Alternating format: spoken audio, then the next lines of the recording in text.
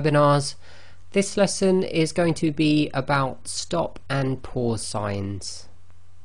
Objectives. We're going to try and understand when you can stop or pause when reading the Holy Quran, and we'll look at the different stop and pause signs in the Uthmaani script. Now, we're not going to have a look at the Majidi script, i.e. the Indo-Pak script, and the reason for that is the stop and pause signs in the Majidi scripts are very different from the Uthmaani script, and in fact they have a lot more signs than are in the Uthmaani script, and this is quite complicated as it is, so we're going to not try and confuse the issue. We're just going to stick to the Uthmaani script. Inshallah, at some later point we'll do a version of this lesson for the Majidi script.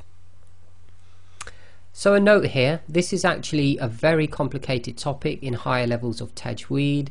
We are only covering the bare essentials with general rules. Again, this is a very elementary level. We're just trying to get you to understand the absolute basics so you can be up and reading. So why stop or pause?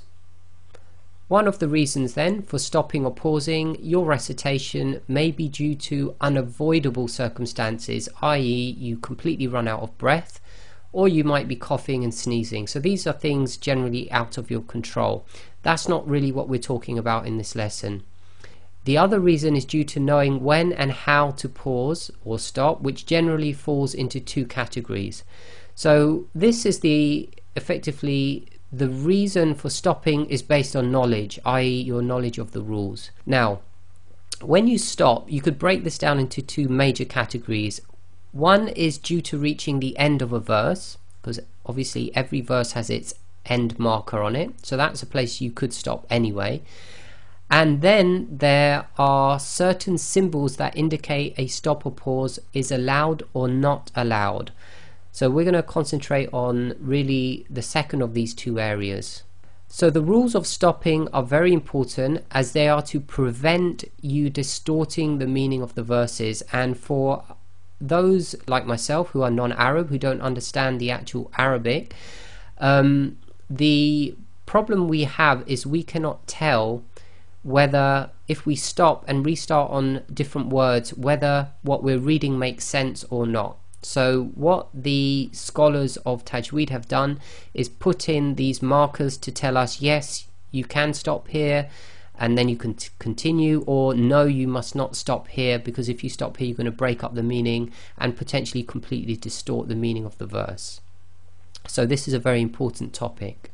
So the different symbols then, here's a table of the Uthmaani symbols. Now we'll go through these one by one. The first one then is at the end of every verse you'll have two round brackets with a verse number in the middle, and this will depend on the Quran or the website you're looking at.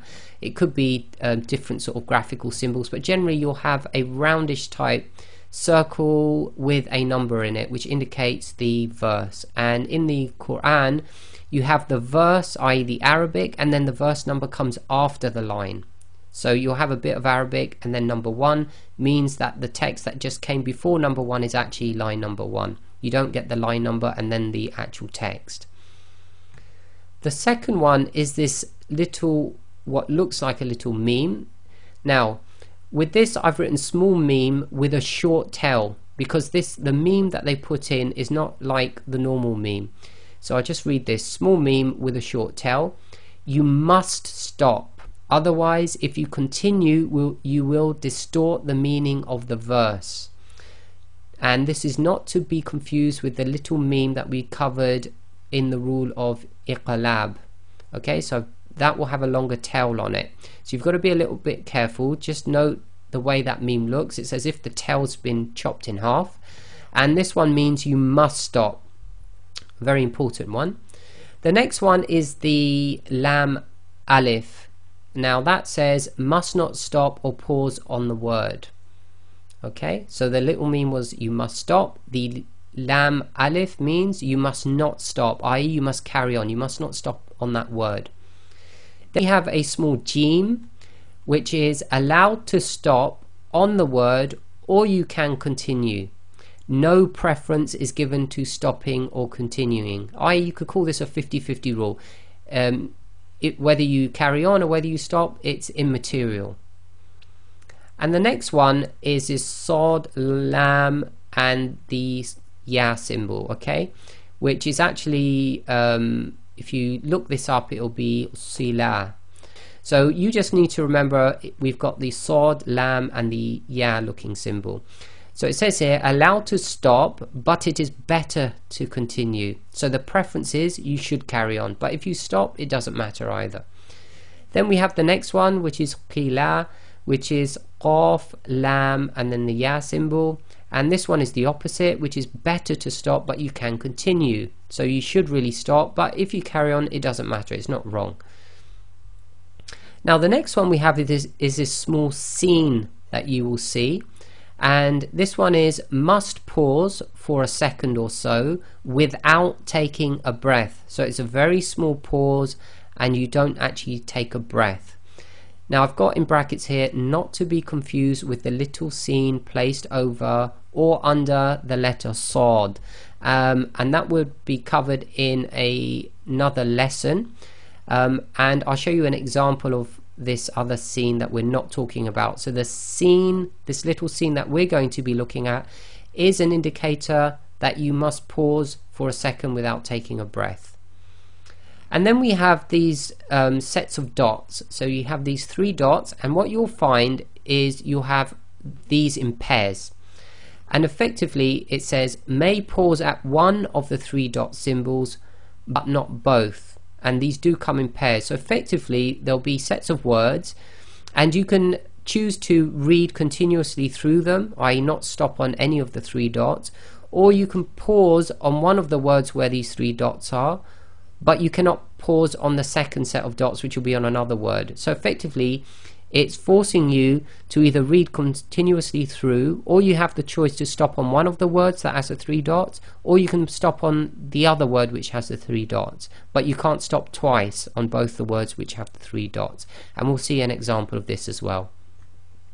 And the last symbol is this sort of little, I don't know, you could call it a mosque or Qibla type symbol, and this indicates that a prostration must be made, i.e. a sajda.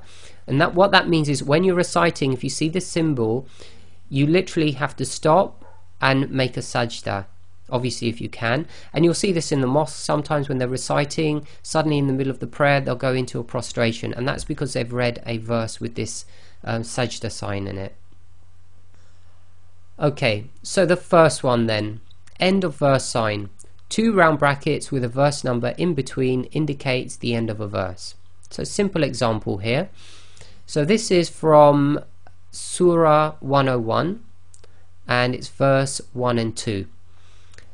And all I'm trying to show here is you've got these end of verse markers. So we've got verse number 1 and verse number 2. So again, the Arabic comes first, i.e. the verse itself, then the number of the verse. Now generally if you have none of the other stop or pause symbols, then when you come to an end of a line